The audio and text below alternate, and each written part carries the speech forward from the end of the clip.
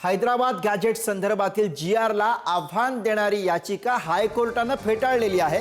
विनीत धोत्रे यांची याचिका ग्राह्य धरण्यास पात्र नाही असं मत हायकोर्टाने नोंदवलंय। सरकारच्या जीआरमुळे याचिकाकर्ते बाधित कसे असा सवाल सुद्धा हायकोर्टाने केलेला आहे।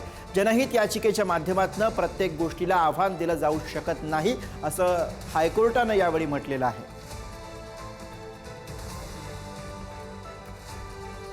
त्या कोर्टाने या संदर्भामध्ये काय म्हटलंय आपण बघूया। सरकारच्या जीआरमुळे याचिकाकर्ते बाधित कसे होतात असा प्रश्न हायकोर्टाने विचारलेला आहे। जनहित याचिकेच्या माध्यमातून प्रत्येक गोष्टीला आव्हान दिलं जाऊ शकत नाही अशी भूमिका कोर्टाने मांडली। विनीत धोत्रे यांची याचिका ग्राह्य धरण्यास पात्र नाही असंही हायकोर्टाने म्हटलं। आणि याच विषयी आपण अधिक बोलूया। प्रतिनिधी पंकज दळवी सध्या आपल्या सोबत आहेत। पंकज, विनीत धोत्रे यांनी जी याचिका केली होती त्या याचिकेमध्ये नेमकं काय म्हटलेलं होतं आणि यावेळी कोर्टाने सविस्तरपणे काय भूमिका मांडलेली आहे?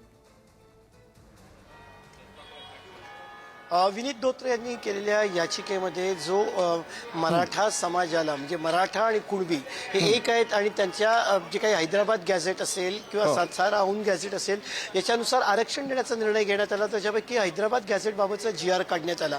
या जीआरला जे आहे ते आव्हान दिलं आणि याच्यावरती न्यायालयानं कडक ताशेरे जे आहेत ते ओढलेले आहेत।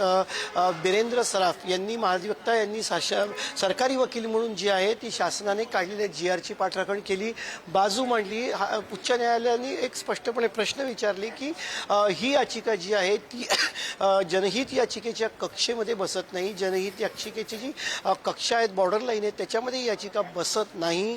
जी लोक याच्यामध्ये बाधित आहेत या लोकांनी यापूर्वीच उच्च न्यायालयामध्ये याचिका दाखल केली आहे, त्यामुळे तुमची याचिका जनहित याचिकेच्या कक्षेत येत नाही, त्यामुळे ती याचिका फेटाळली। मात्र एक लोकशाहीची एक व्यक्ती म्हणून, लोकशाहीमध्ये राहणारी एक व्यक्ती म्हणून तुम्हाला याचिका करण्याचा अधिकार आहे, मात्र ती जनहित याचिका नसावी तर रिट पिटिशन करा अशा पद्धतीचे आदेश जे आहेत ते कोर्टाने दिलेले आहेत।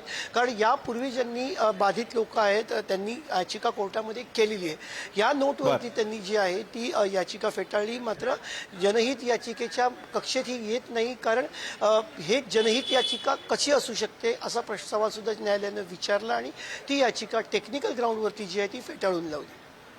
बरं, तर विनीत धोत्रे यांच्याकडनं करण्यात आलेली याचिका ही कोर्टाने फेटाळून लावलेली आहे। हैदराबाद गॅजेट संदर्भातील जीआरला आव्हान देणारी ही याचिका होती आणि ही याचिका मुंबई हायकोर्टाने फेटाळलेली आहे। धन्यवाद पंकज, आपण दिलेल्या सगळ्या सविस्तर माहितीसाठी।